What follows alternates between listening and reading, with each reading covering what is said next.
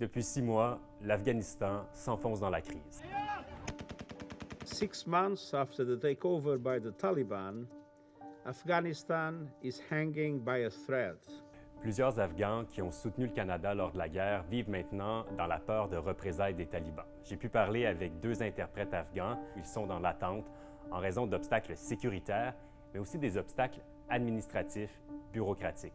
Et selon eux, le temps presse. Ils vivent avec leur famille depuis des mois dans un lieu gardé secret. 6 months I've been stay on a say house. I cannot go back to my house. The enemy they calling us we are infidel. They say you are spying for the coalition forces. Taliban, they come to my home and they first destroy my all home. I was working with the military, with the Canadian Army. If I am taken by them, I am not thinking that even more I will be alive. Les personnes qui restent en Afghanistan, ils sont en danger. Celui que vous venez d'entendre est à la tête de l'organisme canadien Aman Lara qui travaille avec le gouvernement fédéral pour faciliter les évacuations. L'ONG affirme avoir sur sa liste 10 000 personnes et seulement le tiers aurait en ce moment intégré le processus du programme spécial canadien.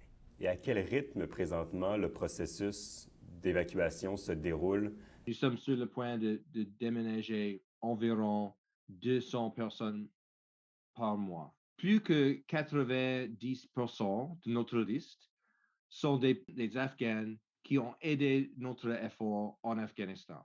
Est-ce que vous croyez que le Canada peut améliorer son processus? Bien sûr, on doit améliorer le processus. Nous avons 5000 personnes qui n'ont pas reçu une réponse du gouvernement du Canada et il faut améliorer la situation de ces personnes. Et même une fois dans ce processus, les contraintes restent nombreuses. Il leur faut un passeport pour sortir de l'Afghanistan et parfois un visa pour entrer dans un pays tiers où ils pourront prendre l'avion vers une nouvelle vie. Mais d'ici là, les communications avec les autorités canadiennes ne sont pas toujours faciles. I think Canada have already abandoned us. We are fighting 2 battles on the ground. We are facing the Taliban, and another battle that we are fighting is the IRCC office, that we are in fight with them. We cannot get a response in 15 days from them. If our application, everything been approved, we just wait to move to Canada. But still nothing, I'm still stuck in Afghanistan because it's very frustrated.